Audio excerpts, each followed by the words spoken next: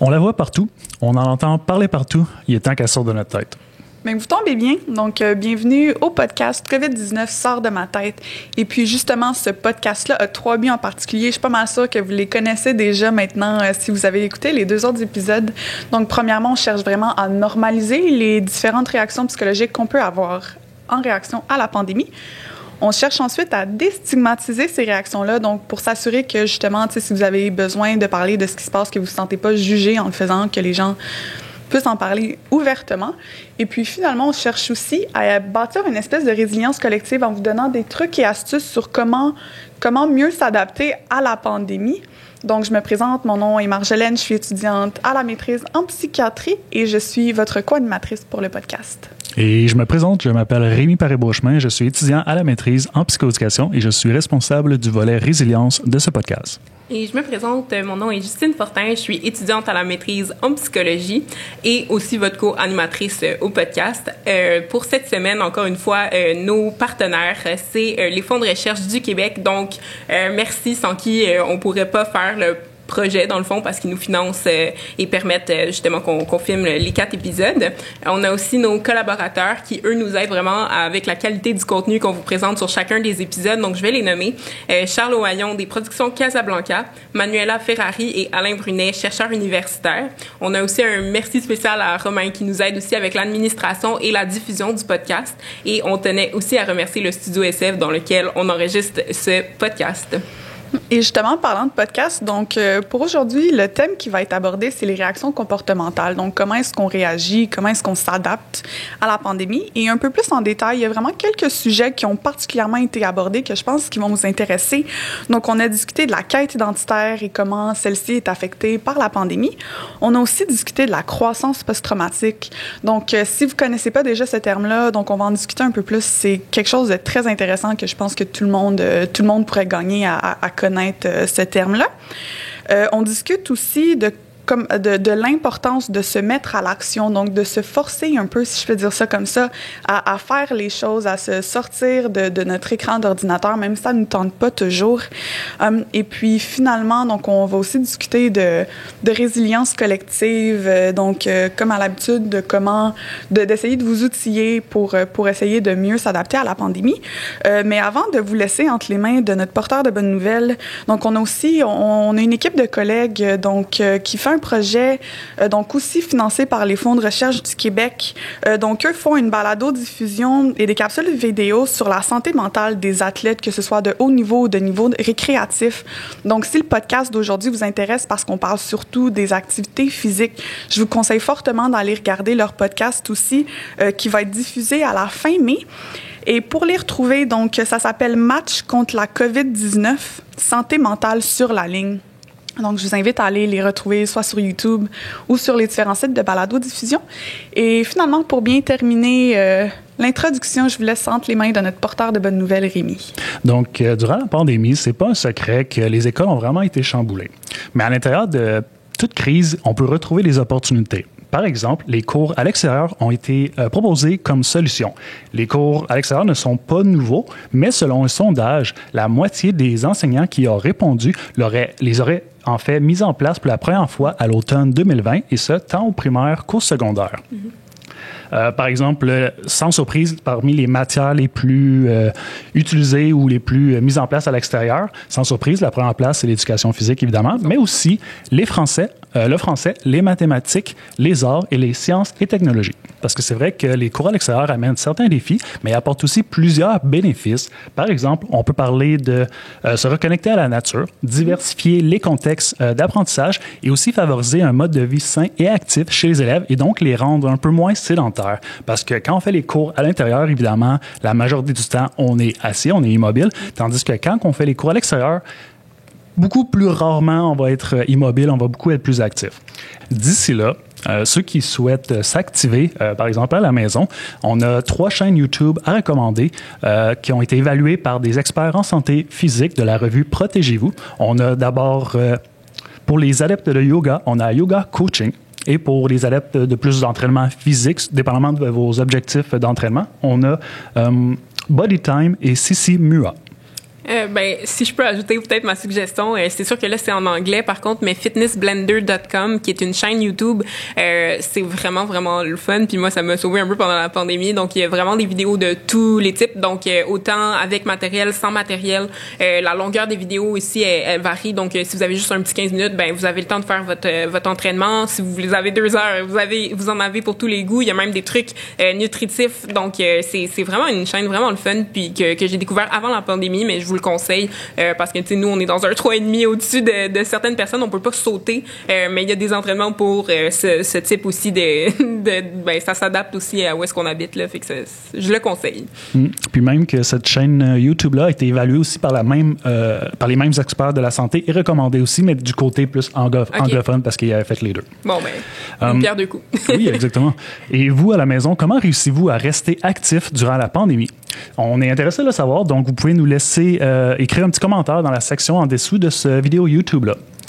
Et il nous reste juste à nous souhaiter aussi un bon podcast et bonne écoute.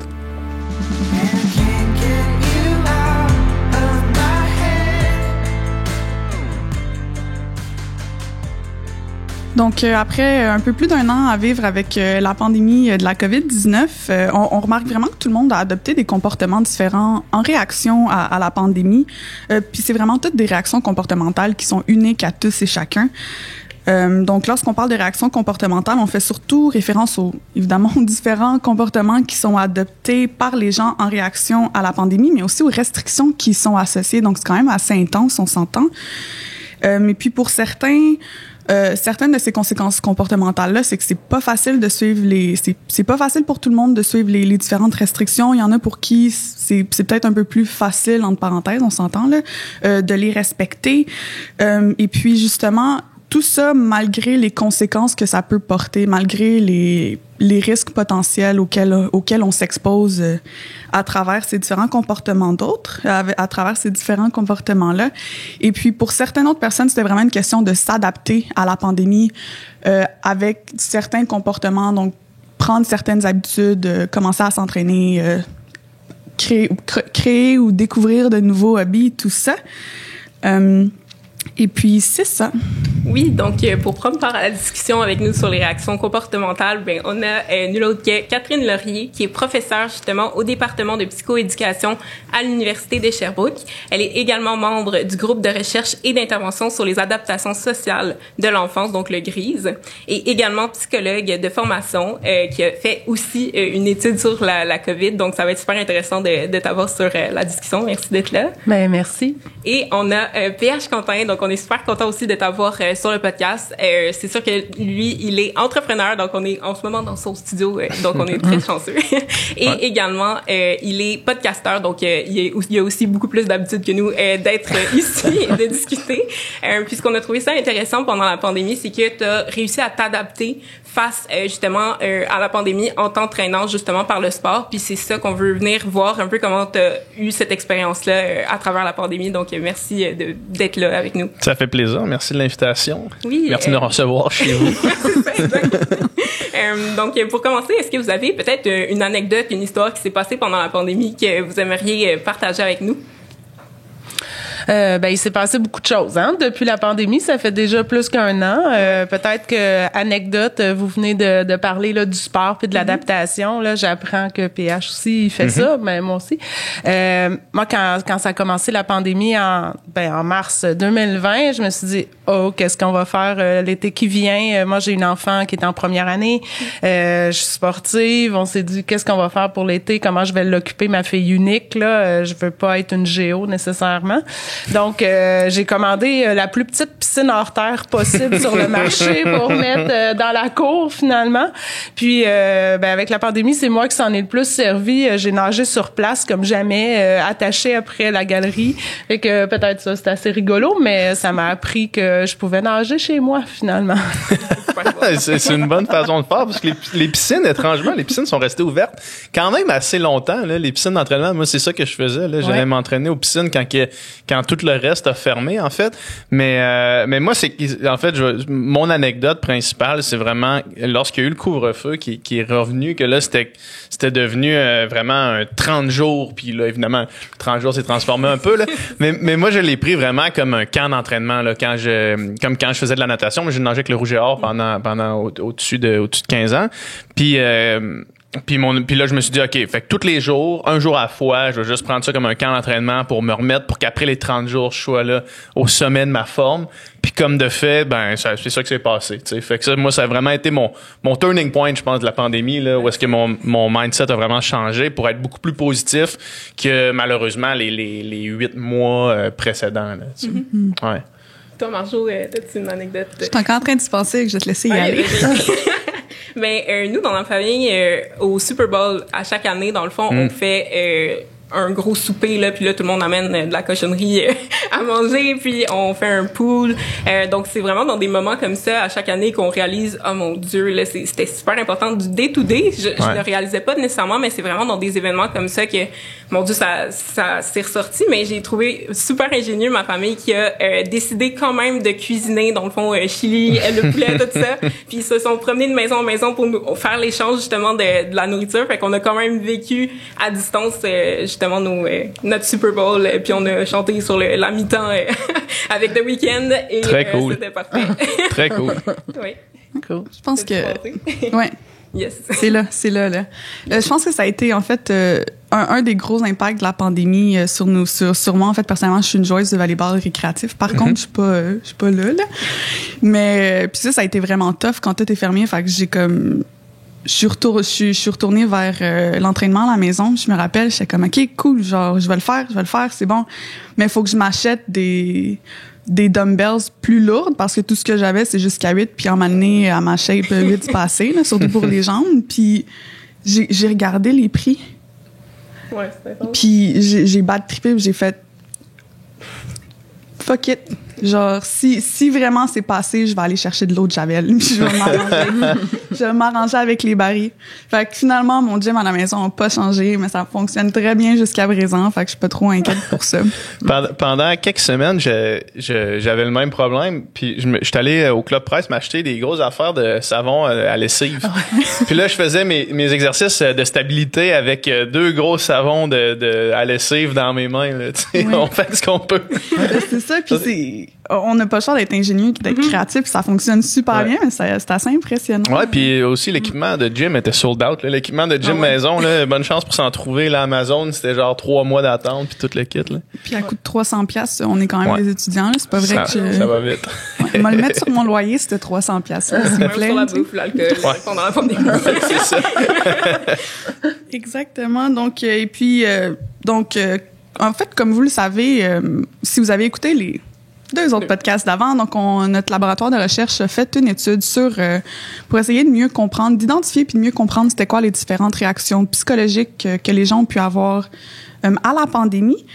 Et puis, donc, à travers nos résultats, donc on essaie quand même de partager un peu de nos résultats à travers chacun des podcasts. Et puis, à travers nos résultats, on a trouvé qu'il y avait certaines réactions comportementales qui étaient plus fréquemment rapportées que d'autres, spécifiquement chez la branche des jeunes adultes de 18 à 30 ans. Puis on va partager ça un peu avec vous. Oui, donc dans le fond, les 18-30 ans, là, ce qu'on a vu dans notre échantillon, puis je vais prendre mes notes parce que je veux être sûre de donner les bons pourcentages. Donc, il y a 60% de notre échantillon, donc on a plus que 5000 personnes là, sur notre étude, et 60% des jeunes adultes semblent s'être inquiétés plus pour la sécurité des autres versus leur propre sécurité. Puis on avait les 2 options là, dans le questionnaire. Donc, quand c'est les 18-30, c'est vraiment plus, moi, ma détresse, elle est déclenchée par la peur que l'autre soit pas en sécurité. Puis notre autre gros résultat quand même, 30% de notre échantillon, encore une fois, les jeunes adultes, montrent qu'il y avait de la difficulté à contrôler leurs émotions. Donc, ça reflète à travers des comportements un peu, c'est ça, qui peut être frustré ou pour les règles, contre les règles.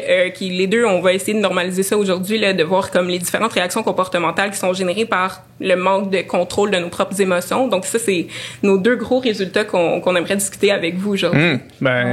Cool. Parfait. Exactement. Donc, on aimerait ça explorer un peu plus ces différentes réactions comportementales-là. Donc, pour mieux situer les gens sur les différentes réactions comportementales, donc autant celles qu'on a nommées, mais on est au courant aussi qu'évidemment, il y en a bien d'autres. On en a seulement identifié quelques-unes. Mais dans le fond, Catherine, est-ce que tu pourrais nous parler un peu plus des différents comportements auxquels les jeunes adultes ont eu recours pour s'adapter à travers la pandémie? Puis aussi, petite introduction, on sait aussi, Catherine, que tu as lancé une étude sur la COVID aussi, sur l'adaptation des familles par rapport à la COVID avec Catherine Pascuzzo. Donc, je me demandais si tu pouvais aussi nous parler un peu de ce que tu as fait puis de ce que tu as trouvé. Oui. Mais nous, en fait, je vais faire un petit peu l'histoire de notre projet. Là, justement, ça rentre dans les anecdotes COVID de ce projet-là aussi. Avec ma collègue Catherine Pascuzzo, justement, de l'Université de Sherbrooke, on était en train de remanier un cours de développement de l'adolescent à cause de la COVID. On devait passer à distance en mars 2020, avril 2020. Puis, on s'est dit, mais là, qu'est-ce qui se passe dans les familles pour les ados? Puis, pour les familles aussi, c'est une pression comme jamais sur la cellule familiale, qu'est-ce qui se passe. Puis on était curieuse de savoir qu'est-ce qui aidait les gens à s'adapter, que ce soit les enfants, les adolescents ou les parents dans le contexte. Donc un peu comme vous dites là pour les jeunes adultes. Donc on a mis en place ce projet-là qui ressemble pas à aucune autre recherche qu'on avait fait ni une ni l'autre jusqu'à présent là, tu sais, sur les réseaux sociaux, aller recruter sur les réseaux sociaux, puis faire des questionnaires entièrement en ligne, etc. D'habitude on va cogner aux portes des gens, puis ou dans le milieu dans lequel ils sont, dans les écoles, etc. Puis on leur fait remplir les questionnaires. Donc, c'est c'est le contexte là où on a lancé l'étude, où on s'intéresse vraiment aux ingrédients qui font en sorte que certaines personnes vont réussir à s'adapter mieux que d'autres. Donc, la question de l'adaptation, un peu comme votre question, tu sais. Puis, qu'est-ce qu'ils ont fait les jeunes adultes pour s'adapter? Ben là, déjà, nous ici, on nomme, moi, je suis pas une si jeune adulte, là, mais tu sais, on nomme certaines choses qu'on a fait pour s'adapter. Mais justement, on a été confronté à quelque chose de très inattendu, hein. Fait qu'il a fallu s'adapter rapidement. Puis, c'est pas toujours évident de s'adapter rapidement quand on est déstabilisé puis que tout le monde alentour de nous est déstabilisé. Comme votre résultat de l'étude, hein, qui disent que les jeunes s'inquiétaient beaucoup pour leurs parents, pour leurs proches, mais pas pour eux. Fait que ce sentiment de être pas bien soi-même, mais en même temps avoir l'impression d'être redevable pour l'autre, c'est pas évident à gérer quand on est un jeune adulte, là. Tu sais, donc, je dirais ça, là, qui a fait en sorte que ça a été certainement difficile, l'adaptation, là, pour eux autres. Puis la colère, tu sais, vous avez un peu nommé la colère, la frustration de suivre les règles, etc. C'est normal quand on est un jeune adulte. Rappelez-vous, ben vous êtes pas si loin que ça, mais quand on est adolescent, ben on n'a pas le goût de suivre des règles. Puis ça fait partie des choses qu'il faut qu'on fasse quand on est adolescent, de ne pas suivre les règles. Il y a juste ça des règles depuis un an. Fait que c'est normal de pas vouloir les suivre, là.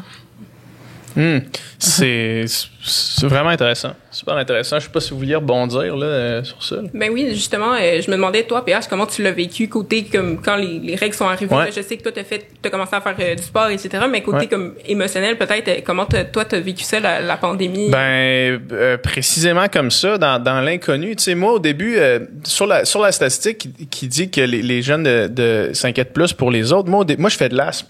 Fait que dans les maladies qui pouvaient compliquer, tu sais, avec la COVID, puis au début, on n'avait aucune information réellement sur la gravité de ce que c'était, tu sais. Ouais. Puis moi, je me rappelle qu'au début, j'avais peur pour moi. Tu sais, je me disais, OK, d'un coup, puis je suis quand même en forme, mais d'un coup que je pogne ça, puis là, on voyait des images en Italie de monde qui manquait d'air, puis je me disais, voyons, je vais mourir, là, tu sais. Il manque de respirateur aussi. Ouais, hein? c'est ça, exact. Là, je voyais tout ça, là, je vais mourir, tu sais. Fait qu'au début, c'était un peu ça. Puis là, après ça, plus on a commencé à comprendre que les gens en bas de 30 ans ou en bas de 40 ans, en bas de 50 ans, il y avait moins de risques, puis que là j'ai commencé à me calmer un peu, puis à m'inquiéter vraiment plus pour justement mes parents qui eux autres arrivaient dans les âges vraiment à risque, tu sais. Puis ce qui était difficile avec les règles qui ont été mis de l'avant, c'était que c'était difficile pour moi, puis j'imagine que c'était difficile aussi pour plein de jeunes, de se sentir réellement interpellé par ces règles-là, parce qu'en se disant, moi je me disais, admettons que tout le monde qui sont pas à risque respecte pas les règles, mais voit pas les gens à risque, tu sais. C'est ça. Fait que là, moi, c'était comme un raisonnement qui m'apparaissait comme logique, même si je sais que dans l'absolu, on peut pas compter sur ça, sauf que la réception des règles que je me suis fait, puis que je suis sûr que beaucoup de jeunes qui se sont fait, c'est un peu ça, c'est un peu de dire, ben là, moi, je vais pas voir mes parents, ça, c'est le sacrifice que je suis prêt à faire, mais après ça, c'est quoi, quels sont les autres sacrifices que je suis prêt à faire, tu sais, puis c'est là qu'on revient un peu à l'adolescence en se disant, plus il y a de règles, moins on les écoute, tu sais, puis c'est un peu de jongler avec ça en sachant malgré tout que c'était, tu sais, que ça restait plus grand que nous, puis je pense que moi personnellement j'ai été bon pour être capable de voir que ça allait plus loin que juste que c'était plus grand que juste moi, tu sais, fait que de respecter les règles pour la société parce on vit en société, sauf que quand même je pense que il y avait ça dans l'arrière-pensée de tous les jeunes de se dire OK, moi je prends le risque de pas voir mes parents qui sont peut-être à risque, mais moi, je suis un petit peu plus loose, tu sais, dans ma vie de tous les jours. Ouais, ça me fait beaucoup penser à ce qu'on voit justement chez des adolescents, tu sais, qui se disent oh oui, je sais que telle chose existe là comme risque, mais pas moi, tu sais. Moi, je sais, tu sais, en tout cas, toutes les campagnes de prévention des ITSS notamment sont là-dessus. Tu sais, je sais que les ITSS existent, mais tu sais, pas moi, je connais cette fille-là, je connais ce gars-là, je vais être correct. Mais si c'était juste comme ça que ça se passe, il n'aurait plus d'ITSS. Ben non, c'est ça, exactement. C'est comme si, OK, fait que là, si vous me dites que tu sais, les 50 ans et moins, on fait comme si de rien n'était, puis ça va régler la COVID, c'est pas ça en tout. Là. Ben, c'est ça, mais c'est normal d'avoir eu cette réaction-là. Puis moi, tu sais, en tant qu'adulte, ça me fâchait de voir d'autres adultes qui comprenaient pas ces réactions des jeunes, tu sais. Je trouve qu'il fallait être aussi accueillant de ces réactions des jeunes, même si j'étais pas d'accord du tout, puis que comme adulte aussi, j'étais, tu sais, quand je passais proche des écoles secondaires, je me disais, là, c'est pour ça que ça continue, la COVID, tu sais, puis j'étais fâchée. À côté des parcs à Montréal. Exactement, parce que moi, mon enfant de 7 ans va pas à l'école, puis là, je vois tous les impacts que ça a, puis, tu sais, toutes sortes de choses de cette façon-là, mais en même temps, de venir normaliser en quelque part, puis de comprendre pourquoi c'est normal que de pas vouloir suivre les règles, de penser que c'est pas grave si nous autres on va le pogner, puis que nous on l'attrapera pas, puis ce que je fais individuellement ça changera rien à l'ensemble de la situation mondiale qui est catastrophique, tu sais. C'est normal quand on est un jeune adulte de penser comme ça là. Puis il y a aussi, tu sais, moi j'avais des conversations avec des gens, tu sais, des amis, des gens proches qui s'intéressent notamment à l'aspect économique du truc, puis que là la réaction un peu en challengeant l'idée qu'au final la génération à risque c'était la génération qui allait pas souffrir des mesures sanitaires en termes d'économie, tu sais. Puis là de faire ben là OK, on arrête tout pour que nous on paye cette dette là dans X années, puis là pour des gens qui seront probablement plus là quand que ça va être le temps que nous on arrive avec ce fardeau financier là. Puis là t'ajoutes ça à la situation, puis ça devient encore plus difficile, tu sais, de jongler avec tous ces facteurs là. Ça parle aussi de, tu sais, en plus d'autres impacts, comme tu mentionnes, on a discuté dans un des podcasts précédents des occasions manquées. Tu sais, comme là, nous, on est dans notre mi-fin vingtaine, c'est comme nos, tu sais, puis on a une invitée dans le premier podcast qui justement qui dit ben tu sais, fin vingtaine, c'est là que t'es supposé profiter de la vie. Tu sais, les prochaines étapes sont un peu plus grosses, tu prends un peu plus de responsabilités. Puis là, t'es comme oh shit, ok, non, je manque ça, puis au prix aussi de la santé mentale des gens. On s'entend, là, je connais pas personne, puis je suis curieuse de savoir si vous connaissez quelqu'un pour qui c'était pas le cas. Mais il y a personne qui m'a dit, hey, moi, jamais de down psychologique, tout a bien été. La dernière année, pas de trouble, pas de down, pas de ci, pas de ça. Comme si rien n'était, c'est un pet. Il y a personne qui m'a dit ça. Fait que c'est ça, malgré tout ça, c'est sûr que ça a eu... il a fallu s'adapter. Je sais même pas si tout le monde s'est encore adapté. Tu sais, clairement, c'est pas tout le monde encore qui. Aussi, là, parce que vu que les règles sont yo-yo, moi j'ai l'impression que c'est une nouvelle adaptation à chaque fois qu'il y a une nouvelle règle. C'est comme ok, les gyms sont ouverts, ok, les gyms sont fermés. Puis tu sais, c'est à chaque fois faut qu'on se réadapte puis on se crée un objectif de ok, c'est juste 2 semaines, mais là on n'y croit plus. On sait plus c'est quand la fin. Fait que je pense que c'est une adaptation à long terme. Là. Moi j'ai eu vraiment pour rebondir sur ça. Moi, j'ai eu une épiphanie pendant la COVID parce que j'écoutais... je me rappelle plus, c'est un gars qui il s'appelle David Goggins, là, c'est comme un gars qui fait des speeches, là, tu sais, il a été dans l'armée américaine, puis là il parle de motivation beaucoup, tu sais, puis un moment il a pris son sel, puis il a juste dit c'était suite aux élections américaines en fait. Okay. Puis il a dit si vous pensez que quand Joe Biden va rentrer au pouvoir, ça va changer, puis il va y avoir un changement, il dit vous vous trompez parce que le seul vrai changement, il est à l'intérieur de vous autres, tu sais.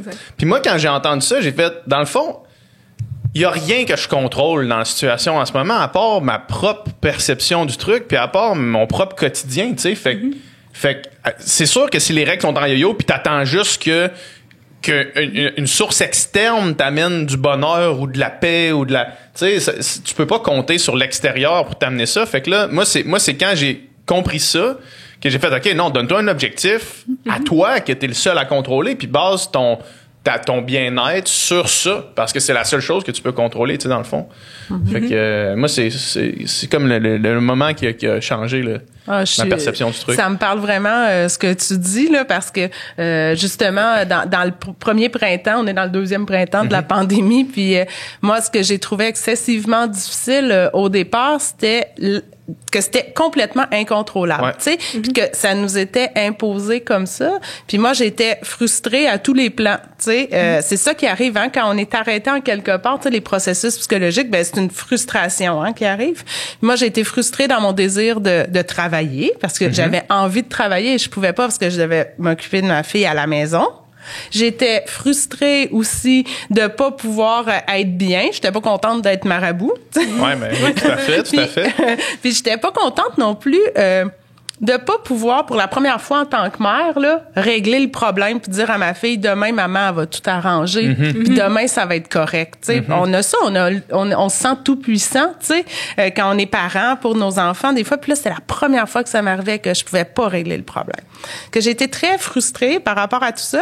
Puis quand on a mis le projet de recherche en place, j'ai eu l'impression que là, je faisais quelque chose puis je m'activais dans quelque chose puis que moi j'étais pour en faire quelque chose de créatif. Puis à partir de ce moment-là où le projet a été mis en place, ma créativité là, elle a explosé, tu sais. Puis depuis ce temps-là, je fais de la recherche autrement, je vois les choses autrement, je suis capable de penser puis de me dire c'est ça, moi dans la COVID, peu importe ce qui va arriver, c'est à l'intérieur de moi comme tu dis, tu sais. À l'intérieur de moi, je vois ça autrement puis on le dit, c'est dans le chaos que naissent les grandes idées.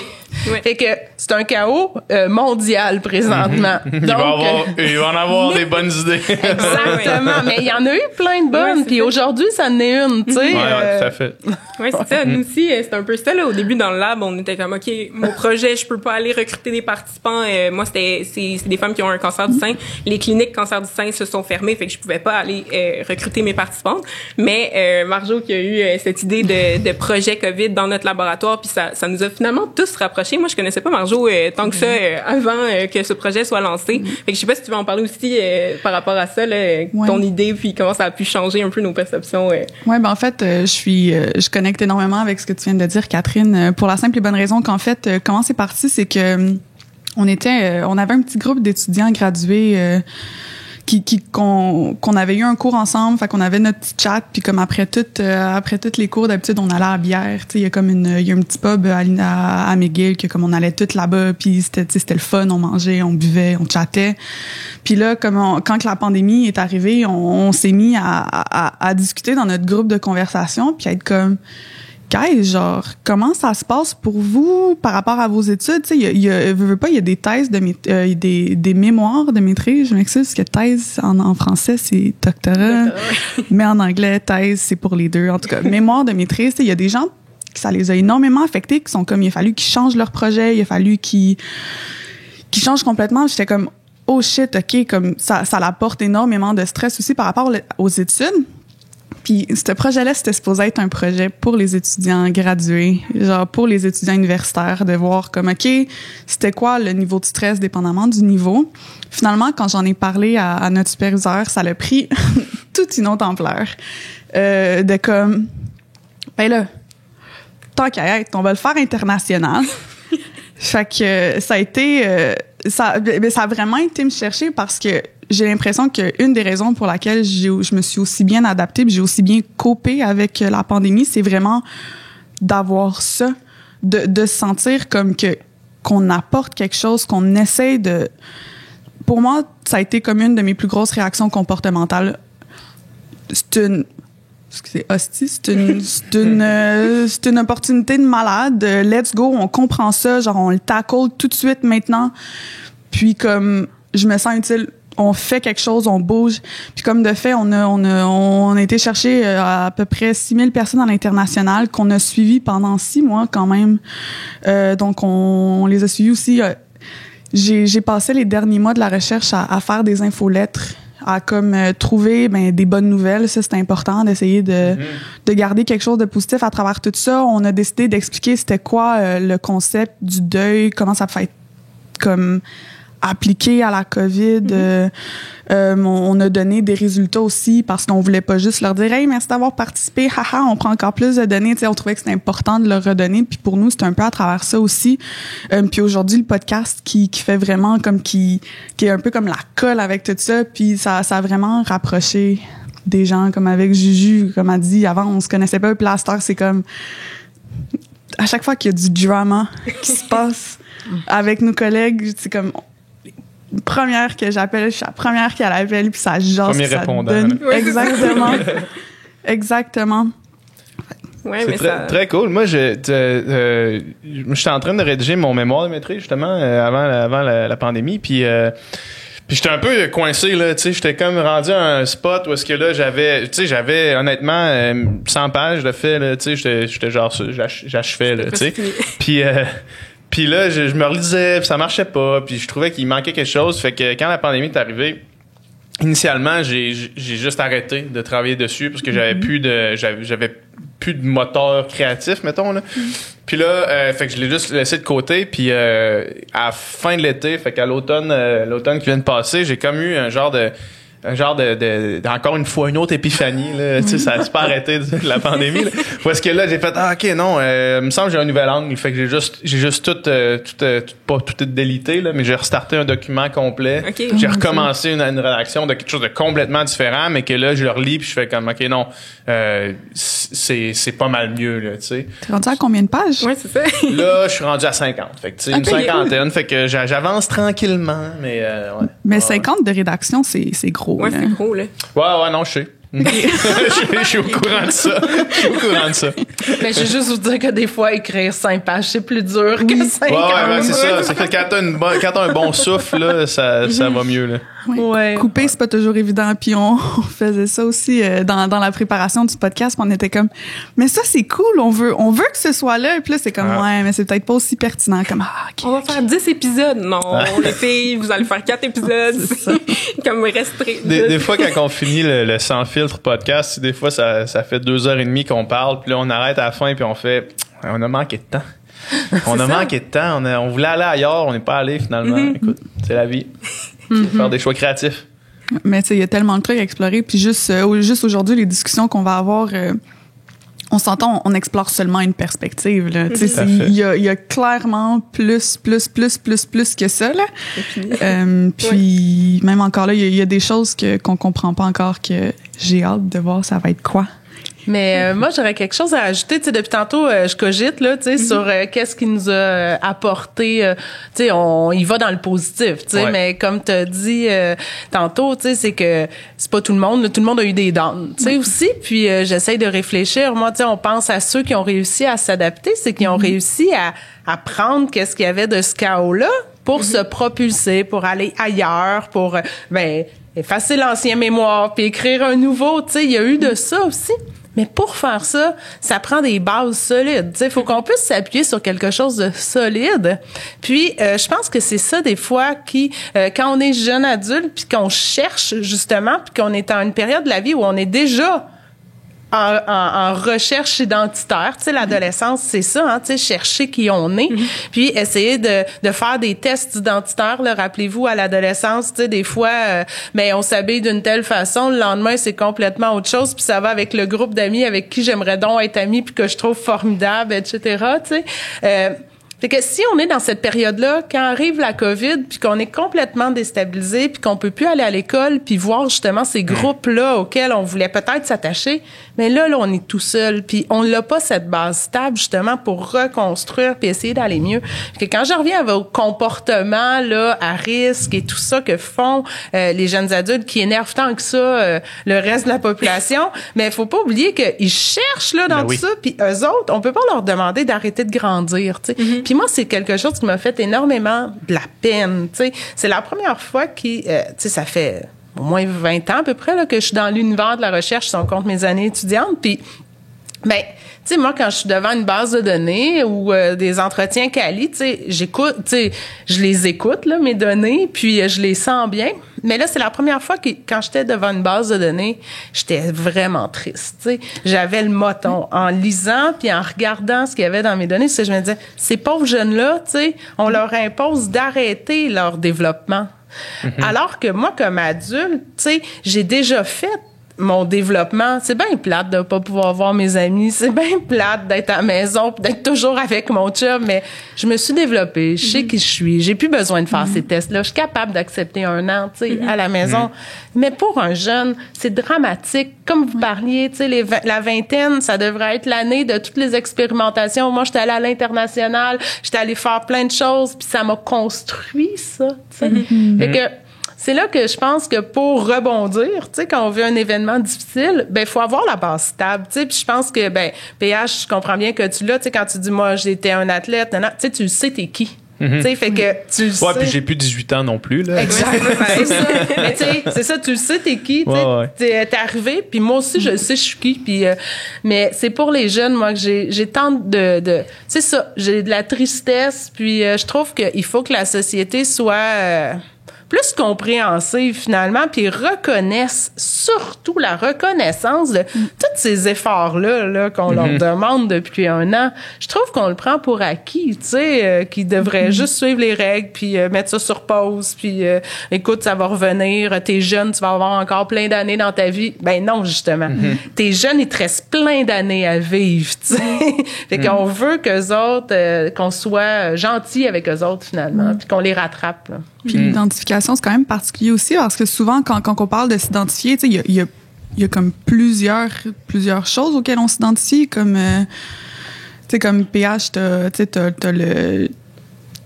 t'es athlète, mais j'imagine qu'il y a aussi tes études comme à un certain niveau, tu sais, tes relations interpersonnelles, mais tu sais, quand que quelque chose, tu sais, à cause d'un facteur externe incontrôlable, comme tu dis, il y a certains piliers d'identification qui se font complètement comme, tu sais, slap, puis merci, bonsoir, puis arrange-toi sans ça. Comme, j'imagine aussi plusieurs personnes, tu sais, pour qui la famille doit être extrêmement important, que comme finalement, hey, ben arrange-toi pendant, on le savait pas non plus là au début, mais pendant un temps indéterminé, puis on le sait pas encore, on le sait toujours pas d'ailleurs. Là, on parle de vaccins qui s'en viennent bientôt, mais réalistiquement, on sait pas c'est quand que ça va arrêter, tout ça.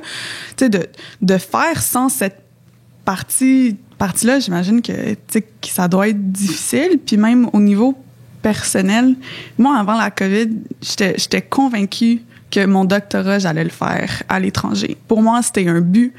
Je voyais pas ça autrement. Finalement, j'ai peut-être été chanceuse dans ma malchance parce que avec, tu sais, la COVID a quand même créé beaucoup d'opportunités de recherche. Catherine, comme tu as pu en faire l'expérience aussi, finalement, j'ai comme un peu changé pour dire, OK, je vais rester ici pour mon doctorat, mais je vais le faire sur la COVID. Fait que ça a apporté une autre opportunité.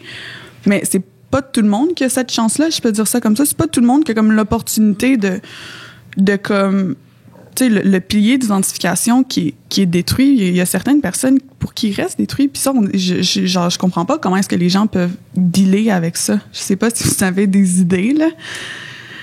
C'est une bonne question. Tu sais, c'est parce tu dis que c'est effectivement pas tout le monde qui a les mêmes ressources en fait, puis la même capacité d'adaptation. Par contre, je pense pas que t'es tombé par magie là, dans quelque chose qui peut te faire te faire progresser quand même, tu sais. Fait que je pense que malgré tout, puis tu sais, c'est sûr qu'il y a des hauts et des bas dans la pandémie pour tout le monde, mais je pense que malgré tout le monde a un peu été forcé à faire des choix pour le futur, tu sais. On peut pas, il y a personne qui est resté stable, tu sais.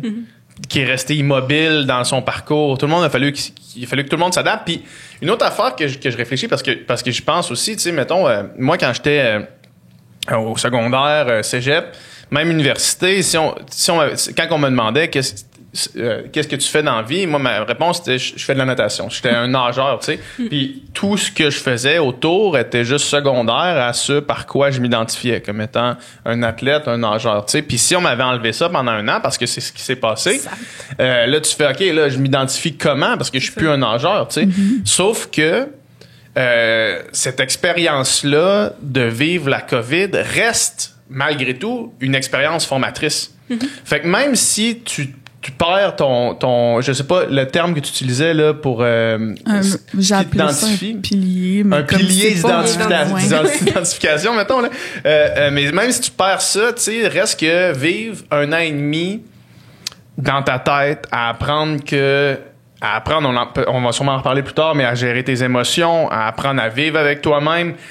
J'ai l'impression que ça reste malgré tout une expérience formatrice qui va amener de l'expérience dans la vie des gens qui est pas la même qu'ils auraient vécu sinon, mais qui reste des années formatrices quand même assez importantes puis aussi assez traumatiques, tu sais. Fait que quand je me suis mis à penser à ça, je me sentais un peu moins pessimiste par rapport à qu'est-ce qui va se passer avec ces générations-là, puis même avec tout le monde c'est comme ce monde-là, ils vont sortir de ça en disant hey, la prochaine étape, le prochain obstacle qui va se présenter à eux, ils vont faire ben là, moi j'ai vécu 2 ans de pandémie là. Tu penses-tu vraiment que le fait d'être isolé ou le fait de filer un petit peu tout croche un après-midi, ça va me déranger, tu sais? Ou mettons tu vis une déception à l'école, puis là tu reviens chez vous, puis là t'es down, puis là mais moi je l'ai déjà vécu être down, tu sais, j'ai déjà passé à travers ça, fait que je pense quand même que émotionnellement puis pour les générations qui vivent ça, pour tout le monde en fait, je pense que c'est un obstacle qui va juste nous faire grandir, tu sais, fait que je suis comme un petit peu plus positif depuis que j'ai vu ça comme ça en fait là, je pense que oui, mais je pense aussi la bonne chose c'est que on peut aussi aider les gens à le voir comme tu le vois, parce que c'est pas nécessairement tout le monde qui a cette personnalité, tu sais, de voir les choses puis de vouloir construire, puis c'est très en tout cas moi les gens que tu sais, je pense aux étudiants que je dirige là, les athlètes sont comme toi. C'est ça. Non, mais je m'aperçois qu'il y a comme des points communs. Il y a 2 étudiants au doctorat, un qui a terminé, puis une que je dirige présentement, qui sont des athlètes. Puis je remarque qu'ils ont ça comme façon de penser. C'est la résilience, en fait. Puis la résilience, c'est ce qui fait que tu es capable d'être un athlète à un bon niveau, tu sais. C'est ça. Parce que des déceptions, tu vas en vivre à tous les jours là, de ta vie, là, tu sais. Puis tu sais, tu te construis tout le temps, puis c'est dur, puis ça fait mal, puis on continue, tu sais. Puis les athlètes, ils se nourrissent aussi de cette difficulté, de la douleur même, tu sais, pour être résilient. Mais c'est pas tout le monde qui a cette personnalité-là. Non, c'est sûr que non, effectivement. Puis je pense que justement, on peut apprendre aux gens à voir de cette façon-là. Puis j'aime ce que tu dis, tu sais, hey, on va se dire, on a passé à travers ça. Tu penses-tu que là, c'est la petite affaire de perdre ma job là? Hey, j'ai passé 2 ans, moi. Sans job. Perdu toute ma non, mais c'est vrai. Oui, tout à fait. Que j'aime ce que j'entends. Puis moi aussi, à un moment donné, je me suis dit ça parce que, tu sais, je disais que j'étais triste en regardant mes données, mais à un moment donné, je me suis dit, mais c'est ça là qui se passe. C'est la vie. Eux autres, ils vont être comme ça, puis nous, on va tous être comme ça. Moi aussi, je vais avoir passé à travers, puis la vie a été comme ça, puis on doit faire avec maintenant plutôt qu'aller contre, tu sais. Puis on entend ça souvent, hein, quand on a mal en quelque part, arrête de lutter contre la douleur, puis va dans ta douleur, puis tu vas voir, ça va bien mieux se passer. Ça me fait penser à ça, ce que tu dis. Tout à fait. Ouais. Tout à fait.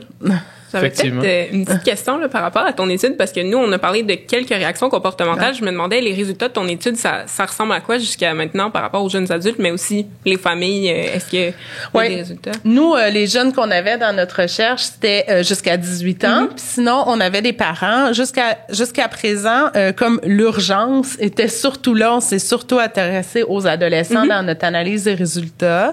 Donc, on a fait une première collecte de données à l'été 2020, puis on vient d'en terminer une autre là à l'hiver 2021. À l'été 2020, malheureusement, on s'aperçoit que les taux de détresse psychologique étaient plus de 2 fois plus élevés que ce qu'on retrouve en temps normal avec une population comparable. Puis qu'on avait près de 70% des jeunes qui nous disaient être en très grande détresse. Il y avait beaucoup de dépression, alors que nous, on se serait attendu à de l'anxiété au début. Tu sais, on s'est dit, une situation inattendue, ça va créer de l'anxiété, on sait pas comment s'adapter, mais en fait, ça semble être la dépression qui est chez les adolescents. Puis tu sais, c'est la dépression, c'est quoi la dépression dans les critères diagnostiques puis les symptômes de dépression? C'est d'être seul, la solitude, le fait de pas voir ses amis, tu sais, c'est comme des critères de dépression qu'on a imposés aux gens. Fait qu'on a imposé aux gens de se comporter comme s'ils étaient déprimés. Fait que c'est comme si tu sais, on dit que de sourire rend heureux, peut-être que de s'isoler rend déprimé. Fait que c'est comme le pendant, finalement, parce que nous, on s'est aperçu qu'il y avait ça chez nos ados, puis dans la collecte qu'on vient de terminer, là, que les résultats, on commence là, à les regarder, malheureusement, ça va pas mieux. Ah, c'est ça que j'allais demander, justement. Non, ça va pas mieux.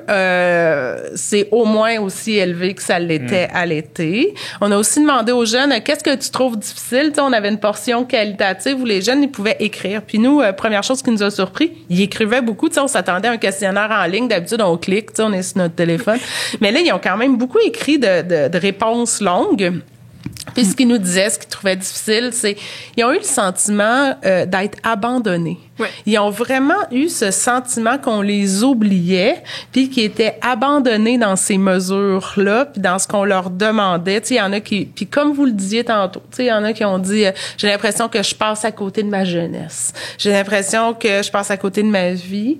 Il y en a aussi qui nous ont dit que je trouvais ça difficile au début à être seule, maintenant j'ai même plus le goût de voir personne. Oui, on a vu ça aussi. Vous avez eu ça aussi, c'est surprenant, mais en même temps, c'est comme je vous le dis, on impose aux gens des comportements dépressifs de s'isoler, de l'isolement. Donc, ça l'engendre des sentiments dépressifs, des affects dépressifs, puis plus avoir le goût de voir les gens, tu sais. Moi, mon chum, qui est un adulte, tu sais, à un moment donné, il m'a dit, je m'inquiète, je suis en train de trouver ça normal d'être dans mon sous-sol devant mon ordi, tu sais. Tu sais, à un moment donné, c'est aussi le risque, hein. Fait que ça va être important qu'on récupère ça, puis qu'on favorise la socialisation, là, quand ça va être possible, parce que, à un moment donné, on commence à être habitué à tout ça, tu sais, puis on se demande, est-ce qu'on va... Ça sera pas comme avant. La vie, comme tu l'as dit, tu sais, PH, on va avoir vécu à travers ça, puis il y aura plus rien comme avant. Il y en a plus d'avant. C'est maintenant, c'est le présent, puis maintenant, on va s'intéresser au futur. On veut pas revenir en arrière, tu sais. Ouais. Fait qu'on s'en va en avant. Mais en avant, ça va être comment la socialisation? Puis c'est important d'y penser. Fait que nos résultats à date, ils tournent alentour de ça, mais on a aussi beaucoup de positifs, là, tu sais, des jeunes qui... j'ai fait du sport, j'ai été avec ma famille, j'ai jamais passé... Je connais mieux mon père maintenant, tu sais, qu'avant. Fait que ça, c'est le fun, c'est positif. Les animaux de compagnie aussi, on s'attendait pas à ça, mais tu sais, beaucoup qui ont dit, mon chien m'a vraiment aidé, mon chat, tu sais, fait qu'on a eu beaucoup de réponses animales de compagnie aussi. Ouais. Puis c'est super intéressant parce que ça ressemble quand même beaucoup à ce qu'on a vu. Nous, on a vraiment regardé les 18 et plus. Puis ça, on a été surpris, mais semi-surpris en même temps parce que, comme un peu dans la même optique que PH discutait un peu plus tôt, nous, on était comme, OK, est-ce que la COVID, c'est un trauma? Nous, ça a été vraiment comme notre grosse question. Est-ce que c'est traumatique? Puis pourquoi? Puis ça, on s'entend que la définition de trauma, pas tout le monde qui va être d'accord avec ça, puis c'est pas tout le monde qui va dire que la COVID, c'est traumatique, puis c'est correct, ça dépend vraiment de comment tu définis ça.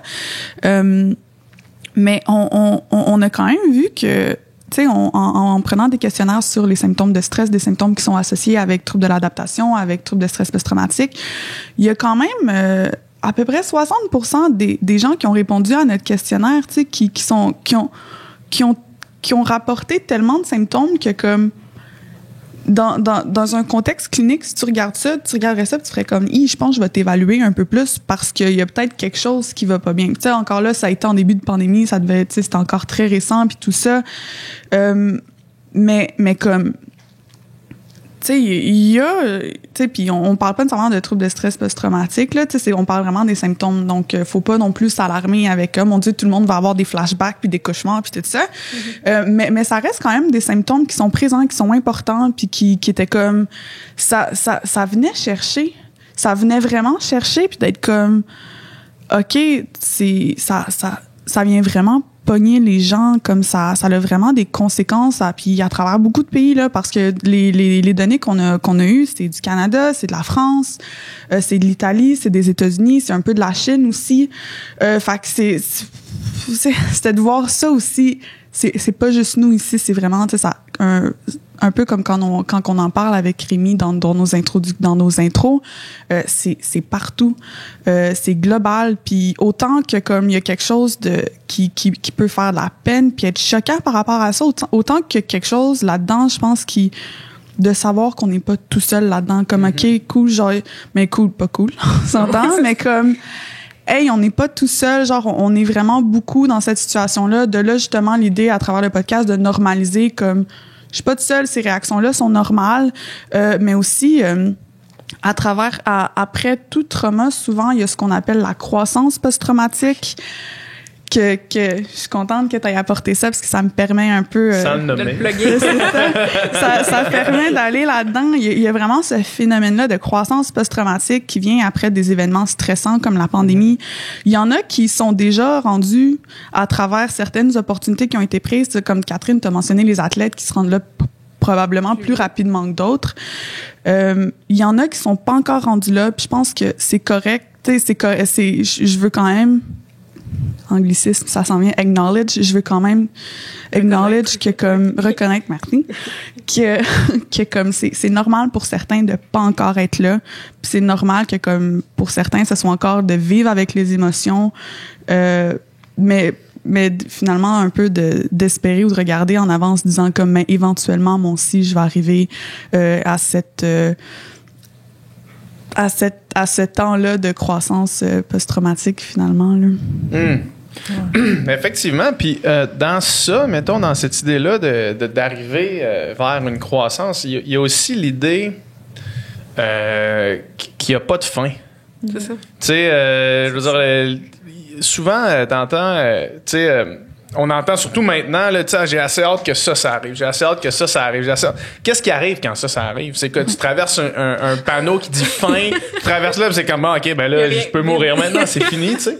Il y a pas de ligne d'arrivée, tu sais. Fait que, mettons, dans l'idée de dire, c'est juste une croissance continue. Puis, quand la COVID va finir, on n'a pas fini d'être dans nos têtes. On n'a pas fini d'être... puis c'est jusqu'à temps qu'on meurt, là, c'est jusqu'à la fin de notre vie qu'on est confronté à soi-même, à des traumas, à des choses comme ça. Fait que ça en est un plus qui est gros, puis mais qu'il n'y a pas de ligne d'arrivée, tu sais.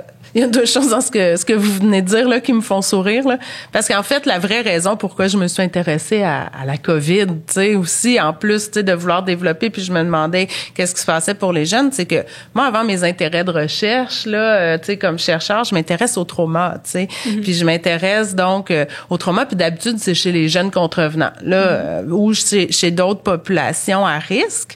Puis là je me suis rendu compte que tous les jeunes étaient maintenant une population à risque.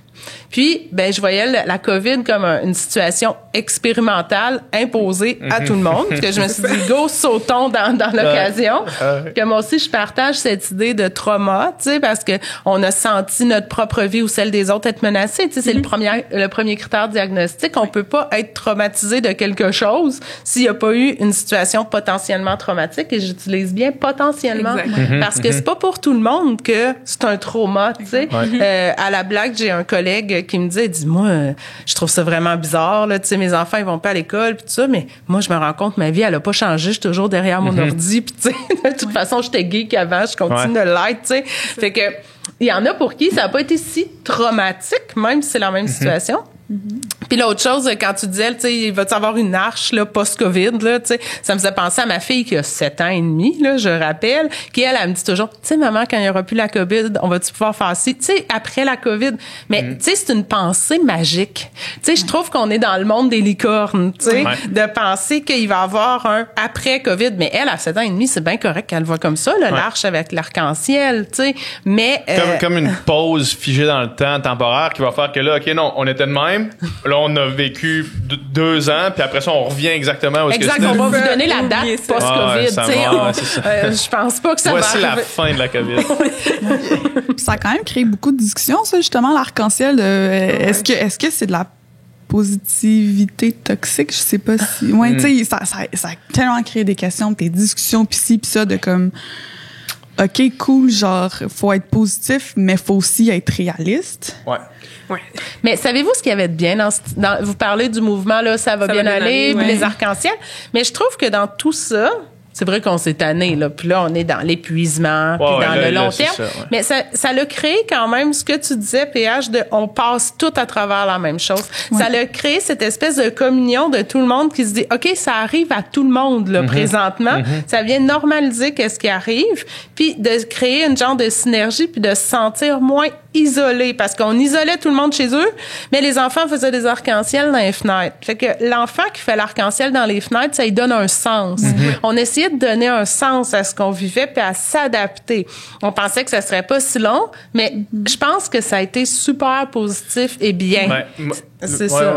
Fini, excuse-moi, je l'ai pas Mais coupé. avec le temps, je trouve que c'est vrai là, qu'on est tanné. Là. Puis là, les arcs-en-ciel, on n'en veut plus trop. Puis moi, pour mon projet de recherche, si on fait des infographies des fois, puis je dis, là, mais pas d'arc-en-ciel multicolore. Tu peux mettre un arc-en-ciel un peu stylisé si tu veux, juste une couleur, c'est correct. Mais on a assez du multicolore, tu sais. Mais les enfants, ils continuent d'aimer ça, puis c'est bien correct, là, tu sais. Je sais pas si vous vouliez aller là, mais juste pour rebondir sur ça, tu sais, le début de la pandémie, moi, je l'ai vu vraiment positivement. Tu sais, le premier confinement, là, j'ai vu tout le monde comme se joindre ensemble. Puis là, c'était, on encourage l'achat local. Puis là, c'était, OK, finalement, est-ce qu'on pourrait s'autosuffire au Québec? Tu sais, est-ce qu'on est capable, juste le peuple québécois, d'être vraiment, tu sais? Puis là, j'étais comme crème, OK, référendum en sortant de la pandémie, on fait ça, puis c'est reparti, tu sais. Puis, sauf qu'après ça, je pense que ce qui s'est passé, c'est que, plus ça devenait difficile pour les gens vulnérables, mentalement vulnérables, tu sais, avec déjà des préconditions qui faisaient que là, ça devenait dans leur solitude, c'était encore pire. Puis là, tu sais, avec la montée, évidemment, de tout plein de mouvements, où est-ce que là, tout le monde a leur tribune sur les réseaux sociaux, là, il y avait comme une minorité bruyante qui a fait que, OK, là, finalement, on sent que là, toute la cohésion, tu sais, du pays, du Québec, on l'a comme perdu un peu. Puis je pense que c'est un peu là c'est arrivé avec l'essoufflement aussi, tu sais, de cette espèce de mouvement-là. Mais somme toute, je pense qu'on va collectivement grandir de ça, tu sais, à la fin de tout ça, grâce à l'espèce de cohésion, parce que finalement, encore une fois, puis ça c'est le problème des réseaux sociaux, puis on n'est vraiment pas obligé d'embarquer là-dedans, mais c'est la minorité bruyante tout le temps. C'est toujours la minorité bruyante qui teinte la perception de la collectivité, tu sais. Puis moi, je pense qu'on est extrêmement majoritaire à être tout le monde ensemble là-dedans, puis qu'il y a quelques moutons noirs qui crient plus fort que tous les autres. Oui, c'est drôle que tu dises ça, parce que justement, notre prochain et dernier épisode, c'est sur les médias sociaux. Ah ben, ça va tac. Ça va être assez intéressant, ça, c'est sûr.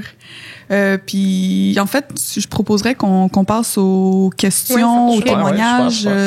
Donc, juste pour donner un peu de contexte pour ceux qui ne nous ont pas suivis pendant le dernier épisode. Donc, avant de faire ce podcast-là, on a passé un questionnaire à travers la communauté chez les 18 à 30 ans pour leur demander voici les thèmes qu'on va aborder. Est-ce que vous avez des questions? Est-ce qu'il y a des expériences que vous voulez partager avec nous?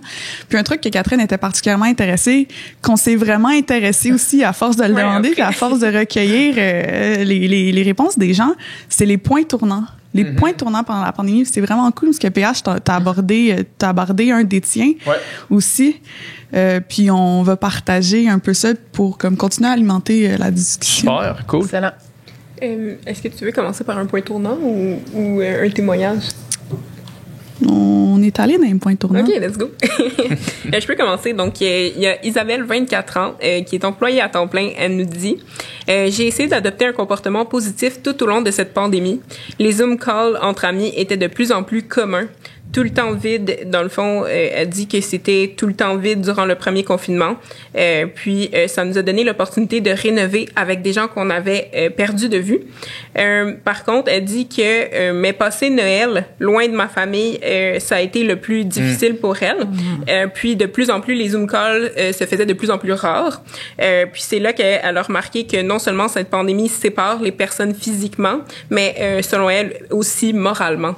Donc, ça, c'est ce qu'elle nous partageait. Je sais pas si vous avez du plus à faire là-dessus. Je trouve qu'on voit justement ce dont je vous parlais, tu sais, que les gens, ils commencent à être, tu sais, c'est comme une fatigue pandémique, là, on pourrait l'appeler comme ça, qui semble être partagée aussi. Puis ce qu'elle nous dit, elle, mais c'est un peu ça, tu sais, au début, on se mettait en action, non, mais là, elle a comme plus d'énergie, tu sais, pour le faire, puis que ça devient difficile. Puis c'est là que je dis qu'il faut donner un petit coup de pouce, je pense, tu sais, dans ce cas-là.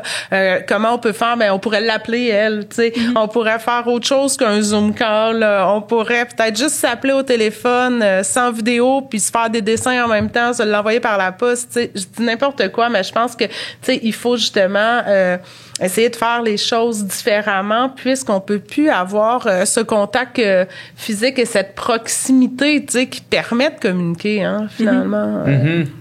Puis Noël, c'est tu sais des fêtes comme ça qui sont iconiques. Tu parlais du Super Bowl tantôt. Moi, le Super Bowl aussi, tu sais, avec mon père, c'était à chaque année là. Tu sais, on écoutait le Super Bowl toutes les années avec mes cousins. On se faisait une fiesta. Tu sais, fait que ces moments-là, c'est sûr que c'est vraiment difficile. Nous, en fait, moi, ce que je me suis dit pendant le temps des fêtes, c'était OK, là, check, prends des vacances. Tu sais, prends juste des vacances parce que Noël, c'est à chaque année depuis que je suis tout petit. Là, je vais prendre une pause, puis je serai juste plus content de voir tout le monde, tu sais. Puis je préférais voir ça de même que de dire je vais aller voir mon grand-père, puis risquer qu'il soit pas là quand on va revenir l'année prochaine, tu sais, à cause de cette action-là, tu sais. Fait que, mais non, c'est sûr que c'est difficile, puis c'est sûr que ça a un lien avec la fatigue qu'on parlait, tu sais. Puis l'idée, mettons, des Zoom calls, puis de faire des activités. Une des meilleures façons de générer de l'énergie, selon moi, c'est d'en dépenser. C'est ça. Tu sais. Puis si tu tombes dans un pattern où est-ce que tu fais là, t'es dans ton lit, tu dis j'ai pas envie de rien faire, j'ai pas envie de sortir dans un parc. La meilleure façon d'avoir envie de sortir dans un parc, c'est de sortir dans un parc, puis c'est de bouger, puis c'est que le lendemain t'as de l'énergie, t'en as plus, puis tu sais. Moi évidemment dans le sport, c'est ça qui s'est passé. Tu sais, si tu t'entraînes pas, tu n'auras pas l'énergie d'aller t'entraîner. Si tu t'entraînes, par exemple, ça devient vraiment facile, puis tu as tout le temps plus d'énergie. Tu sais. Puis ça, je pense que il y a beaucoup de courants de pensée sur que ce soit la nutrition ou que ce soit le sommeil, mais il y a probablement un courant de pensée par rapport à l'activité physique, puis c'est faisant. Tu sais. Puis plus t'en fais, plus tu vas en avoir de l'énergie pour faire autre chose. Puis là, je parle d'activité. T'es pas obligé d'aller courir 20 km. Là, tu peux juste aller te promener avec tes parents à 2 mètres de distanciation dans un parc, tu sais. À la place d'être sur Zoom, là, tu sais. Sur Zoom, en plus, c'est quand on parle, tu sais, comme aujourd'hui, on parle, puis on donne de l'énergie, puis les autres nous en renvoient, tu sais. Ouais. Mais quand t'es devant ton écran, il y a pas le retour. Fait que tu finis ton call de Zoom, t'as juste envie d'aller te mettre en boule dans ton lit. C'était le fun, mais c'était pas la même chose, tu sais. Fait que, tu sais ça, voir les gens au moins pour réavoir un petit peu d'énergie, en donner, en dépenser, puis en générer aussi, là, tu sais. Ouais, puis être vigilant de quand ça commence à baisser, parce que ce que tu dis, tu sais, que quand on fait des choses, quand on se met en action, on a plus d'énergie, c'est tout à fait vrai. Mais à un moment donné, on est tellement plus d'énergie qu'on n'est même pas capable de se réactiver. Ouais, c'est ça, exact. Fait que faut être vigilant de quand ça commence à diminuer. Let's go, va-t'en. Fait que les amis d'elle disent, viens-t'en dehors, tu sais, avant d'être trop rendu down, puis qu'on n'ait pas le goût du tout d'y aller. Puis l'autre chose avec Zoom, ben c'est que, en tout cas, moi, ma job, là, je la fais toute devant un ordi, là, présentement, puis avec des Teams, Zoom, etc. Ça te sort pas de ton... là, moi, mes amis, là, Zoom, non, jamais. Je te disais, j'en ai fait un avec des amis depuis le début de la pandémie. Il n'y a pas question, là. Je fais juste ça, tu sais. Je ferai pas ça en plus, tu sais. Mais dans le fond, c'est des appels téléphoniques ou... Ben, mettons, cet hiver, on est allé en ski de fond, par exemple, tu sais, à distance, c'était possible. J'ai fait du ski alpin avec ma fille, avec un masque, tu sais. Donc, on a fait des choses comme ça. Mes amis, on s'est vus aussi à distance dans des parcs, des choses comme ça. Mais en tout cas, moi, Zoom, pour les relations sociales, je trouve que c'est une bonne idée dans le principe, mais personnellement, ça ressemble trop à mon travail. C'est pas la même chose. C'est pas des interactions humaines. C'est pas la même chose. Non, exact. Je suis d'accord parce que, en fait, c'est quand même ironique. C'est exactement ce qui est arrivé hier. Nous, les vendredis, là, on est ben trop en Zoom. C'est toutes nos rencontres sont le vendredi. Puis comme, tu sais, tu penses à vendredi, tu te lèves le vendredi, puis t'es comme, OK, cette journée-là est courte, mais elle est drainante parce que tu fais tout sur Zoom. Puis hier, particulièrement, j'avais comme d'autres... tu sais, j'avais d'autres trucs, en fait, en plus, qui faisaient en sorte que j'étais sur Zoom de 9h30 le matin. Puis là, il est arrivé comme 5h, je pense que là, Juju puis Justine puis Rémi, ils sont comme, Marjo, faudrait qu'on pratique pour demain, faudrait qu'on se prépare. C'est comme... Je suis plus capable. Ouais. Comme faut que je sorte, j'ai plus d'énergie, j'avais envie, comme j'avais juste envie de comme marcher dehors. Ben puis même plus. J'avais même plus envie, un peu comme t'as dit, je voulais juste me rouler en boule dans mon lit puis d'être comme je veux juste que ça arrête.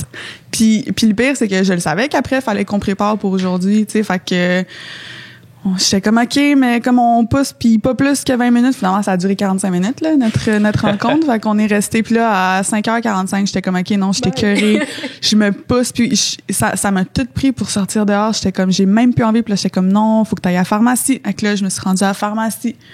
Puis là j'étais comme OK, non, ça fait pas longtemps, je continue dessus un peu plus que moi dans le fond, je suis dans NDG, puis comme Monkland, c'est une super de belle rue avec plein de petits cafés, puis je suis comme il fait encore soleil, je vais en profiter.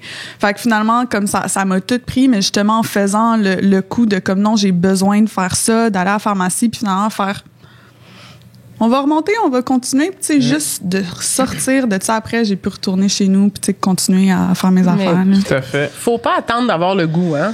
Tu sais, là, tu parlais de ton camp d'entraînement de 30 jours.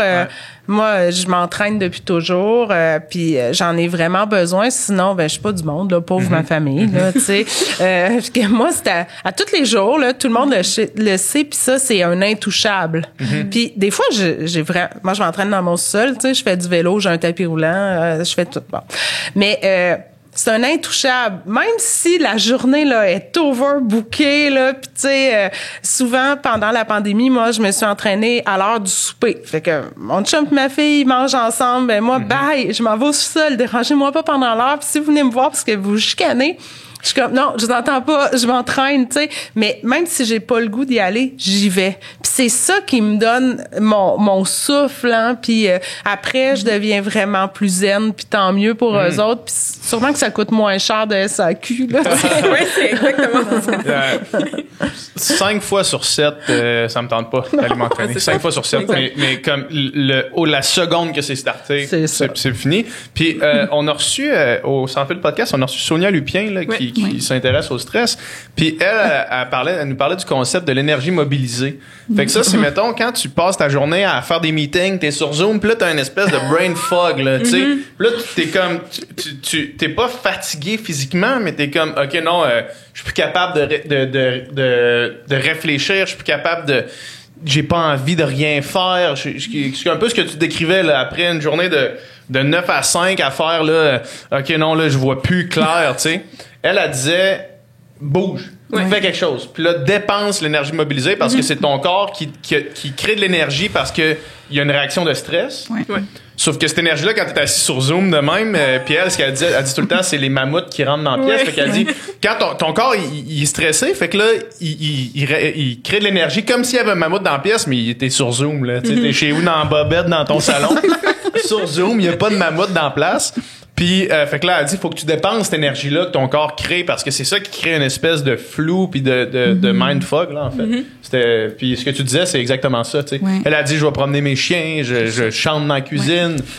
Moi si je vais courir, tu sais, fait que c'est ça, j'avais demandé toi pendant la pandémie, c'était quoi est-ce que tu t'entraînais chez toi ou tu sortais de l'espace pour sortir moi je suis à Verdun, fait que Verdun puis j'étais à 300 mètres du fleuve là, tu sais, fait que je vais courir le long du fleuve, puis j'ai fait ça tout l'hiver, tout l'été. Je fais ça tout le temps, puis moi, tu sais, je vois le fleuve, j'ai l'air d'en face, puis c'est parfait pour moi, là. C'est ça que je fais, C'est tellement beau. Ou je vais nager dans des piscines extérieures l'été. OK. Il y a Tu viendras tellement- dans ma piscine, je t'attacherai après mon balcon. Ouais, c'est ça. Avec un élastique. On va tous inviter l'équipe du podcast. On va amener Marie-France pour les cocktails. Puis il y a tellement un beau spot à Verdun, là. Comme j'ai vu une de tes stories, puis j'étais comme, je sais pas si tu sais, le natatorium. là. Ouais. Ouais, j'habite en haut de ça, là, à Ok. 300 mètres du natatorium. Là. Puis là, tu sais, il y a un quai l'été, là, quand il fait noir, là. Parce que dans le fond, nous, on est souvent au Douglas, tu sais, c'est là qu'on fait nos recherches, puis tout ça. Puis il y a des terrains de beach. Fait que nous, on joue souvent là-bas l'été, Ouais. pas tant l'été passé, là.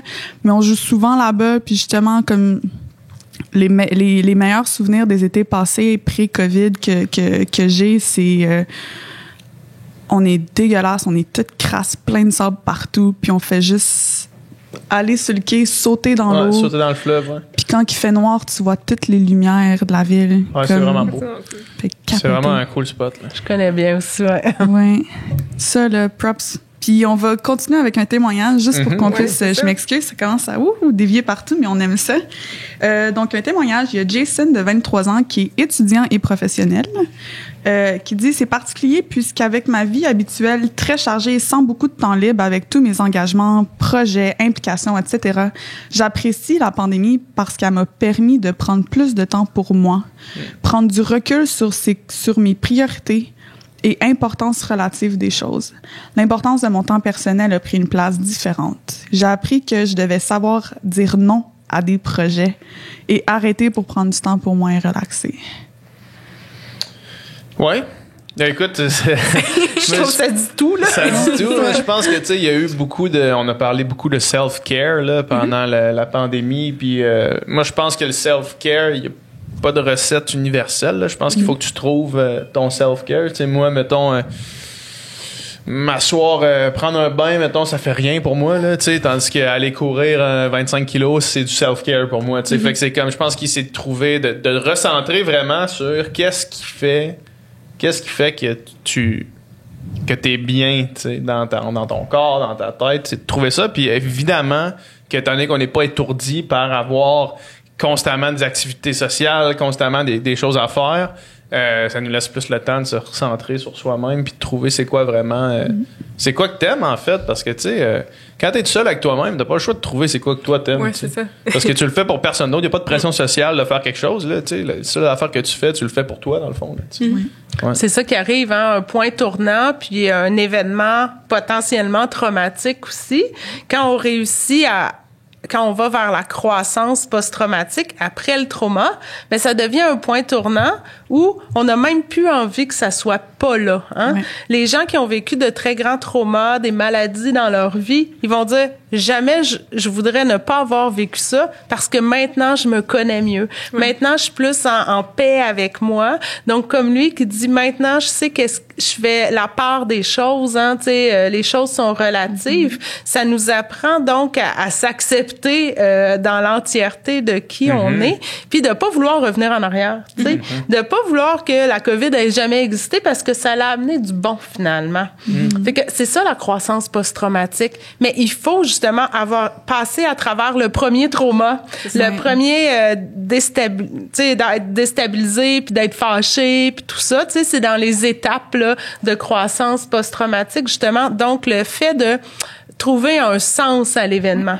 Donc, le sentiment de trouver un sens de ce qui se passe, ça l'aide vraiment à l'adaptation. Les gens qui ont vécu des catastrophes naturelles aussi, c'est ça qui arrive, c'est la cohérence. Donc, le sentiment de cohérence fait partie de la croissance post-traumatique. Puis quand on arrive à faire un sens de ce qui se passe, ben ça va être bien plus facile de s'y adapter. C'est la même chose pour des gens qui ont vécu justement des catastrophes naturelles puis qui sont capables de voir OK là maintenant je veux pas que ne jamais avoir vécu ça parce que maintenant je suis bien mieux que ce que j'étais avant, tu sais. Que lui c'est un peu ça qu'il nous dit là. Puis je trouve ça le fun quand tu parles de ça, quand tu parles comme ça me donne quasiment des frissons là, parce que tu rentres vraiment dans nos intérêts aussi. Mais ce que je trouve le fun avec ça en fait dans ce que tu dis, ce que je vois aussi c'est que tout ce qui arrive comme ces événements-là, que ce soit la pandémie ou que ce soit un autre événement potentiellement traumatique, j'aime vraiment comment tu dis ça, potentiellement traumatique, puisqu'évidemment, ce n'est pas pour tout le monde, c'est que ça devient une partie de ton identité. Si on revient à l'identité, c'est que cette expérience-là s'intègre à comment tu te définis, puis s'intègre, puis un peu comme PH, tu disais plutôt, on va s'en rappeler longtemps de tout ça, là, puis si on a des enfants ou des neveux, des nièces, peu importe, comme tu sais, quand on va parler aux générations comme futures, moi, je pense qu'on va leur péter les oreilles longtemps avec comme, j'ai vécu la COVID, là, puis en tout cas, puis là, tu sais, plein d'histoires comme ça, fait que ça va vraiment, tu sais, c'est que ça shape vraiment notre identité, tu sais, c'est ça aussi qui est... J'allais dire, on va leur casser les oreilles jusqu'à temps qu'il y ait une autre pandémie, mais que là, ça s'attaque à tout le monde, puis ça gruge les jambes, là, tu sais.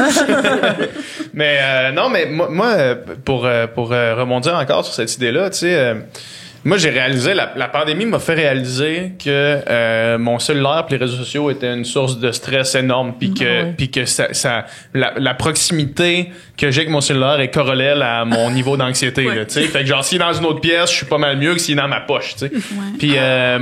Puis ça, ce que ça a fait, c'est que là, maintenant, j'ai pris le moyen de me mettre en mode avion les week-ends ou les soirs quand j'ai rien là qui se passe là. Puis mon niveau de bonheur a augmenté grandement. Puis c'est que ça va rester là. C'est sûr ça va rester post-pandémie. Puis parce que pandémie on était juste collés là-dessus. Fait que c'est pour ça que je m'en suis rendu compte. Mais là, ça va rester, c'est sûr. Tu sais, les week-ends, dans le fond, là, c'est quoi le pire qui va arriver que je vais manquer? Tu sais, c'est que la mortalité dans ma famille, je l'apprendrai lundi matin, là. Tu sais, ça va pas me rendre moins triste de l'apprendre 2 jours après. Tu sais, fait que faut que tu remets ça en perspective. Moi, c'est quelque chose que je vais regarder beaucoup de ça. J'aurais 2 autres questions, puis je voudrais vraiment qu'on les aborde parce que c'est vraiment le podcast comportement. Mais on aurait Juliette, qui est travailleur autonome. Elle nous demande que faire avec un adolescent qui se désintéresse de l'école, qui n'a plus de motivation. Donc, quand t'es le parent, puis tu vois, justement, moi, ma soeur est au cégep aussi, puis zéro motivation à aller à ses cours, puis c'est pas motivant nécessairement. Mais autant pour le prof, comme on disait tantôt, d'être devant des écrans, pas de caméra, mais aussi pour l'étudiant, c'est moins motivant des cours en ligne. Qu'est-ce qu'on peut faire dans ce cas-là? Tu sais, ma réponse va être la même réponse que j'aurais donnée si on n'avait pas été pendant la pandémie. Tu sais, la première réponse, c'est on pourrait se demander d'abord pourquoi. Tu sais, engager une conversation réelle, sentie, faire confiance à son adolescent qui va nous dire le vrai pourquoi des choses, puis essayer de trouver des solutions avec lui ou elle, parce que les adolescents, ils nous l'ont montré, ils ont une capacité de réflexion sur eux-mêmes formidable, sont créatifs, puis il faut trouver des solutions, mais aussi reconnaître que c'est difficile actuellement. Les étudiants qui vont à l'école une journée sur 2, au cégep, tu sais, ceux là qui sont rentrés au cégep en septembre 2020, là, ils n'ont pas eu de bal définissant. C'est fondateur, un bal définissant. Oui. C'est pas juste plate de pas l'avoir eu. C'est fondateur, puis ça fait partie. Puis toute l'adolescence, on se dit « j'ai donc hâte d'aller à mon bal définissant. » Puis là, bang, ça tombe. C'est un deuil, c'est un renoncement majeur. Fait que comme parent, là, de dire je comprends là ce que tu vis, c'est super dur, je sais pas comment j'aurais fait à ta place, je te trouve bon, je te trouve bonne, tu sais, parce que c'est ça cette maman là probablement qu'elle trouve bon ou bonne son adolescent, puis elle veut qu'il poursuive les études, puis qu'est-ce qu'on peut mettre en place, qu'est-ce que je peux faire pour que ça soit moins dur pour toi? Ton ordi, ça serait plus le fun peut-être qu'il soit dans la cuisine, tu sais. Ben go dans la cuisine là, c'est pas grand-chose, tu sais. Fait que je pense que souvent c'est très simple ce qu'on peut trouver comme facteur de motivation, mais reconnaître la détresse, reconnaître qu'est-ce qui se passe, faire confiance aux ados, puis ben des fois aussi faire des marchés, tu sais. T'es-tu d'accord, tu finis ton année, puis après on en reparle, ou t'aimes pas ça cette école-là, on va changer d'école, tu sais. Je pense que faut faire preuve de souplesse comme parent là, mais j'ai pas toutes les bonnes réponses là, ce n'est que des pistes là que je propose. Mais je pense que ça va aider aussi quand même. Si je peux Est-ce que toi tu avais une autre question? Oui, mais une petite question rapide. Donc on a Léa de 21 ans qui est étudiante universitaire qui demande comment ne pas s'isoler de son entourage. Oui là. C'est une grosse question. Je pense qu'on se la demande un peu toutes. C'est pas évident non plus là. Fait que... Je pense que c'est de se forcer à faire des choses, tu sais, même si des fois ça te tente pas, c'est de se forcer à voir ton monde, tu sais, te forcer à aller prendre des marches, à faire ce qu'ils font. Je pense pas qu'il y a trop d'autres secrets, tu sais, parce que c'est sûr que après 2 Zooms, ça te tente plus là. Nous autres, ce qu'on a fait avec mon groupe d'amis, c'est qu'on a commencé il y a plein de de escape room qui ont transféré leur business en ligne. Okay. Fait que là, tu te connectes sur Zoom, sauf que là, tu fais un escape room ensemble. Fait que c'est comme pas juste tu fais pas juste te parler puis pas trop savoir quoi te dire. Tu collabores pour essayer de sortir de la pièce. Il y a quelqu'un avec une GoPro dans une pièce, puis là, tu diriges la personne. Cool. Sinon, il y a des jeux comme GeoGuessr. Nous autres, ça, c'est un jeu qu'on fait. C'est Google Maps qui te drop à une place dans le monde. Puis là, tu peux te promener un peu, puis là, faut que tu guesses le plus proche d'où est-ce que t'es dans le fond. Okay. Fait que mettons tu te fais dropper quelque part là au Mexique là sur une autoroute au Mexique. Puis là tu te promènes, tu check, puis là tu essaies de deviner t'es où, tu sais. Fait que puis là t'es comme entre amis, on a passé des soirées complètes à faire ça, puis tu sors de là, t'as l'impression d'avoir joué avec tes amis là. Mais c'est vraiment cool parce que nous aussi dans notre laboratoire là pour le souper de Noël, normalement on se rencontre puis on est tous ensemble, mais ma directrice elle nous a fait une soirée avec le Randolph. Fait que c'était comme plein d'animations, puis on se mettait en équipe, oui, on allait dans les breakout rooms, puis là après on revient tout le monde ensemble, puis on devine la chanson, des trucs comme ça, puis on voit que le monde, tu sais, c'est plus dynamique que juste une conversation où est-ce qu'on est juste une personne qui peut parler à la fois. Surtout avec Zoom, là, c'est comme si on est plus que deux à parler comme dans une vraie conversation, ça devient cacophonique. Fait que ça, c'était vraiment cool aussi, le Randolph en ligne. Fait que ça peut être aussi un peu dans cette idée-là. Puis en parlant que tu parlais, ça m'a fait penser à si tu planifies juste un meeting Zoom, c'est facile de choquer quand ça te tente plus, tu sais. Sauf que si tu organises quelque chose, tu sais, moi avec mes amis, quand le escape room là, on a payé upfront là, tu sais. Fait que là c'est comme OK, les samedis soirs là, on a payé cette activité-là, fait qu'il faut y aller, tu sais. Fait que là t'es comme obligé d'y aller, fait que tu te forces à y aller, mais en même temps c'est juste positif, tu sais. Puis la bière est déjà dans le frigo en plus, là, faut qu'on la boive. C'est vous là, anyway. Portez de la main.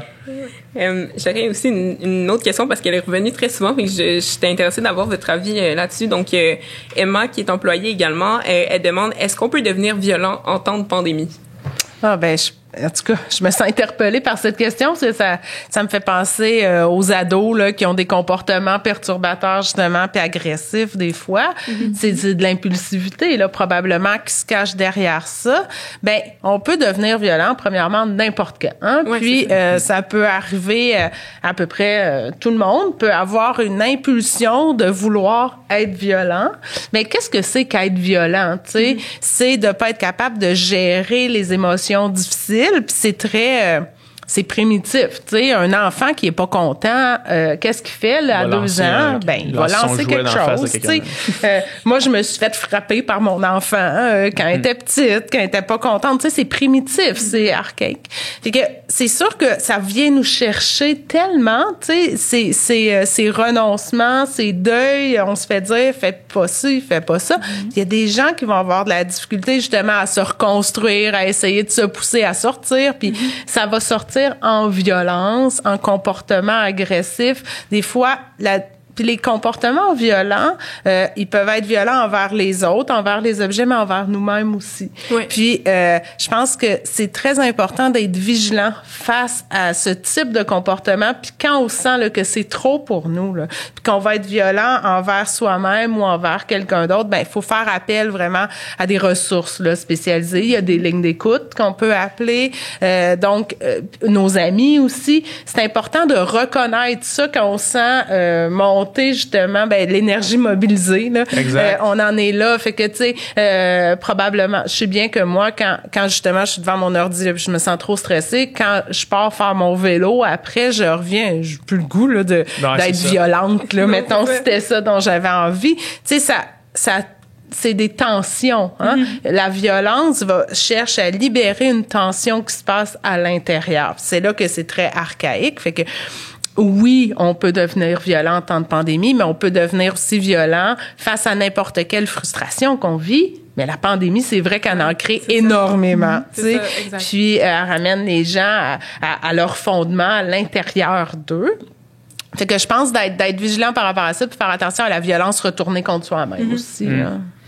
Encore une fois, dans le podcast qu'on a fait avec Sonia Lupien, elle parlait de... entre 21 et 30 jours après le premier confinement, elle disait qu'il y a un énorme pourcentage de la population qui avait eu une grosse chicane. Oui. Puis elle dit grosse chicane. Puis là, elle raconte sa chicane quand elle joue au Scrabble avec son fils. Puis là, ils se sont mis à se chicaner, mais violemment, là, tu sais. Puis là, Doom puis moi, on écoutait ça, puis là, on réfléchissait, puis là, Les deux, on se connaît bien, on s'est tous comptés, là, on se regarde, on fait... Yep. Ouais. Ouais. Entre 21 et 30 jours après le premier confinement, une grosse chicane de surplus, une chicane qui serait pas arrivée sinon, tu sais. Mais là, un surplus de tout ça, là. De tout ça, puis là, amener d'inconnu, d'incompréhension, d'instabilité, puis là, amener, pac! L'élastique lâche. Puis il y a une grosse chicane, puis c'est de la violence. Là, nous, on a enlevé notre tempo exactement. On a un super abri tempo chez nous, puis c'était exactement à ce moment-là. Puis en plus, c'est le fun de faire ce genre de tâche-là. C'est la tâche. Nous autres, on le sait. OK, on est-tu prêt aujourd'hui à chicaner? En fait, on chicane toujours quand on installe ou on désinstalle. En plus, on le sait. Et là, cette journée-là, moi, j'en avais assez du tempo. Tu sais, je voulais qu'on l'aille plus, je le trouve laid. Tu sais, fait que là, je me dis, on l'enlève le tempo aujourd'hui, mon chum, pas le goût, non, on l'enlève. Hey, ça a mal parti. Puis on a eu notre pire chicane de tempo, tu sais, ça a été exactement à ce moment-là. Puis qu'est-ce que le tempo a amené beaucoup de, ça l'amène toujours ça, le tempo. Tu sais, on n'est pas capable de gérer, tu sais, il se passe quelque chose qu'on contrôle pas. Ouais, en plus, c'est ça. Fait que là, il était dans la pandémie, je voulais de la clarté, plus de tempo, je contrôlais pas ça, c'est ça, fait que il arrive ça, puis c'était trop de tension, justement, fait que c'est ça, pauvre tempo, là, c'est lui qui a puis en plus, c'est qu'on n'est pas préparé à réagir avec cette accumulation-là. Mais non. J'imagine même pas pour ceux qui ont déménagé pendant ce temps-là. Ça devait être terrible. Qui se sont séparés aussi. Il y en a que la chicane a finalement été tellement grosse que ça a créé des séparations. Là. Puis je pense on commence à arriver vers la fin, fait qu'on on va aller vers les solutions. Donc, en fait, premièrement, discussion super intéressante. Merci vraiment pour vos inputs, votre partage, vos expériences. Puis en fait, maintenant qu'on comprend un peu mieux les différentes réactions comportementales, mais aussi les raisons pour lesquelles on peut avoir ces réactions-là, on trouve que c'est important d'être capable de partager des solutions. Ce que je trouve le fun aussi, c'est qu'on en a partagé pas mal tout au long du podcast. On est vraiment contente parce qu'on s'attendait qu'on allait devoir comme un peu se séparer, tu sais, être sûr que les solutions sont abordées, mais on trouve ça vraiment cool que ce soit tout au long pour pas que ce soit juste négatif. Donc, et puis, en fait aussi, mais comment est-ce qu'on peut avoir des comportements sains et pas juste avoir des réactions qui sont malsaines puis qui nous font du mal aussi à nous, comme la violence qu'on vient tout juste d'aborder. Donc, en fait, la recherche montre que la pandémie demande plus d'énergie à notre cerveau. Donc, je trouve ça cool parce que ça revient un peu recouper tout ce qu'on a discuté jusqu'à présent. Donc, justement, ça demande un peu plus d'énergie à notre cerveau au niveau du lobe frontal qui nous demande vraiment de réfléchir comme activement puis qui prend vraiment beaucoup de jus cérébral. Puis c'est justement c'est cette partie-là qui contrôle nos comportements prosociaux, donc qui facilite les interactions sociales avec les autres. Puis vraiment, lorsque cette région-là du cerveau est fatiguée, il y a plus de chances que nos comportements deviennent moins sociaux, moins gentils, peut-être plus violents, un peu exactement comme la conversation qu'on vient d'avoir finalement. Puis ça devient plus facile à ce moment-là de retomber dans des habitudes qui sont toxiques, des anciennes habitudes toxiques. Donc, ce qui est recommandé à travers la recherche, c'est vraiment de trouver des activités qui rechargent notre lobe frontal puis qui ressourcent. Donc, ça peut être de se forcer à aller marcher si c'est ça qui nous fait du bien. Si t'es quelqu'un qui est introverti, ça peut être de lire, ça peut être faire plein de choses comme ça qui, toi, te fait du bien à toi.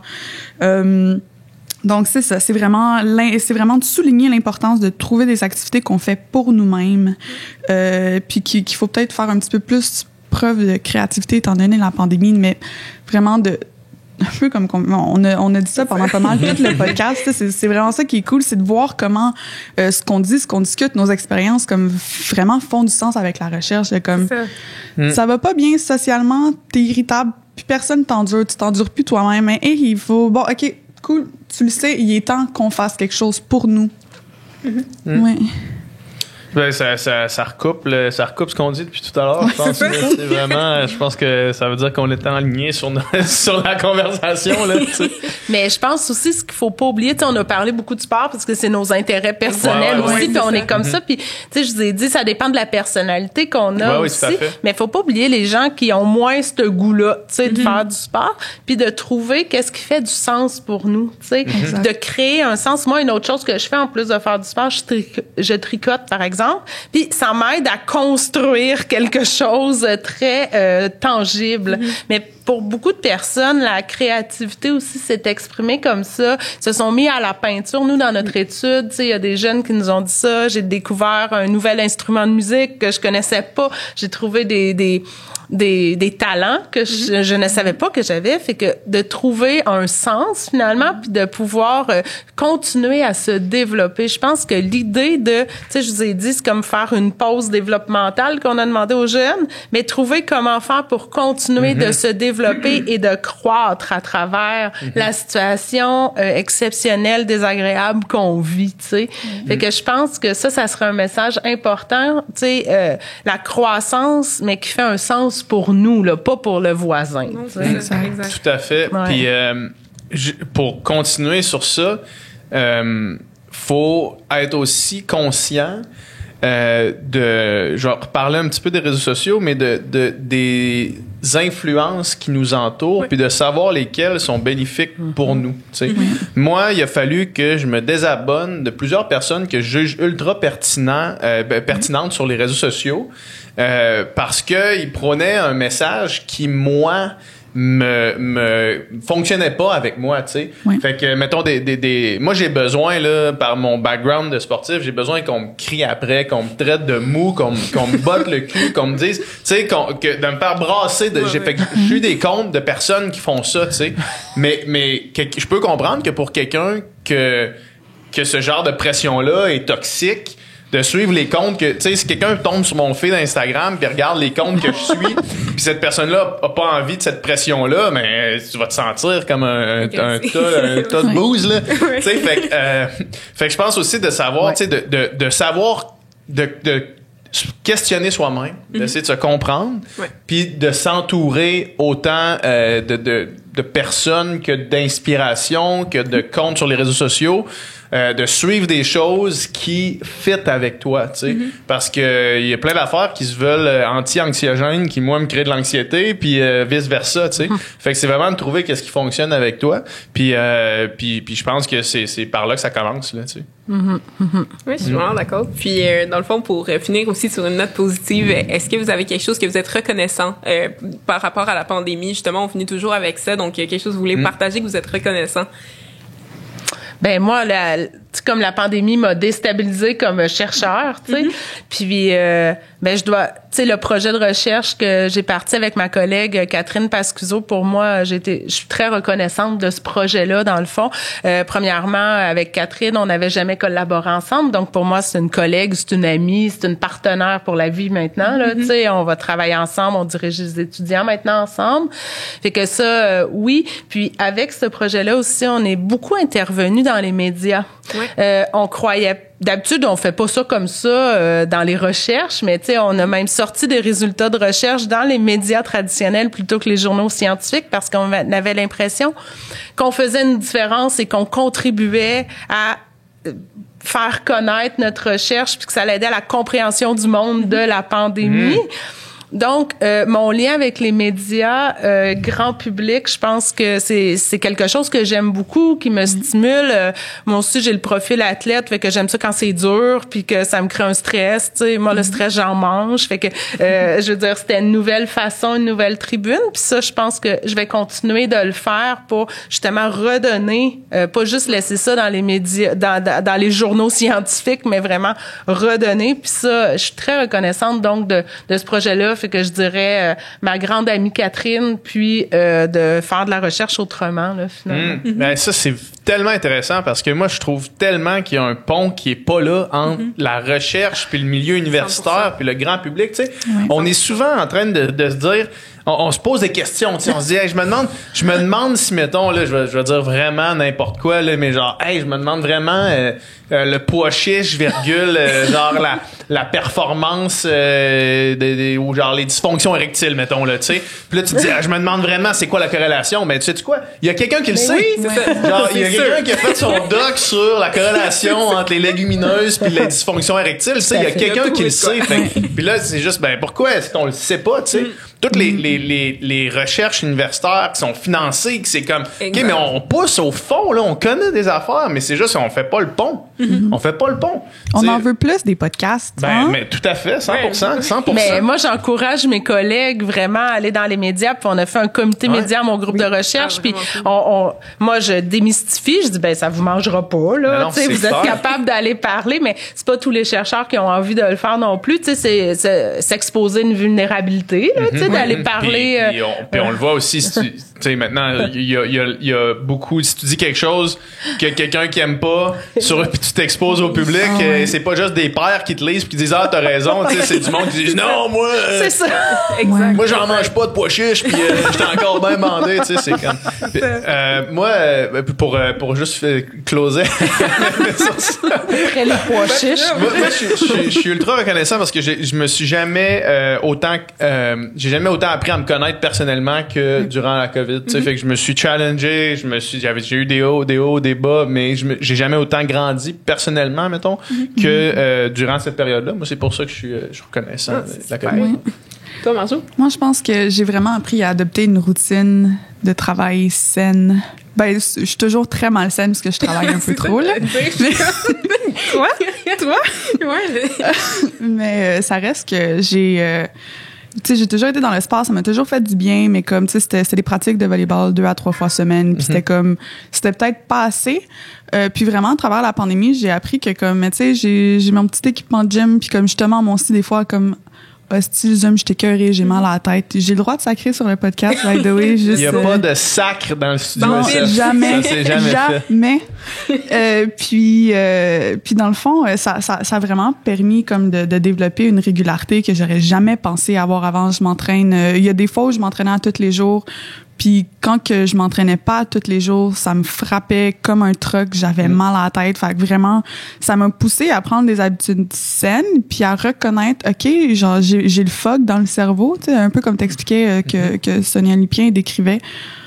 Puis d'apprendre à juste juste me lever de ma chaise, puis partir, puis de faire autre chose, parce que c'est ça qui est le fun aussi avec la recherche puis avec les études, c'est que tu as cette flexibilité-là. Comme j'ai pas besoin d'être devant mon ordi, comme tu sais, je pense que j'ai fait mes preuves, le monde savent que comme si je dis que je vais faire quelque chose, ça va être fait. Fait que merci, bonsoir, puis comme cette stabilité-là est quand même... C'est quand même un des trucs c'est un des horaires les plus sains que j'ai jamais eu de ma vie. Fait que ça, là... 100%. Ouais. Très cool. Toi? Oui, puis moi, dans le fond, je suis vraiment reconnaissante que toute ma famille, mon entourage, puis moi-même, on soit restés en santé à travers cette pandémie-là. C'est ça. Puis même si c'est pas le coronavirus, là, juste attraper une grippe ou une autre maladie pendant la pandémie, c'est pas vraiment l'idéal. On peut pas aller voir les autres. Fait que moi, je suis vraiment reconnaissante justement que tout le monde dans mon entourage soit resté en santé et moi-même d'ailleurs à travers ça. Très cool.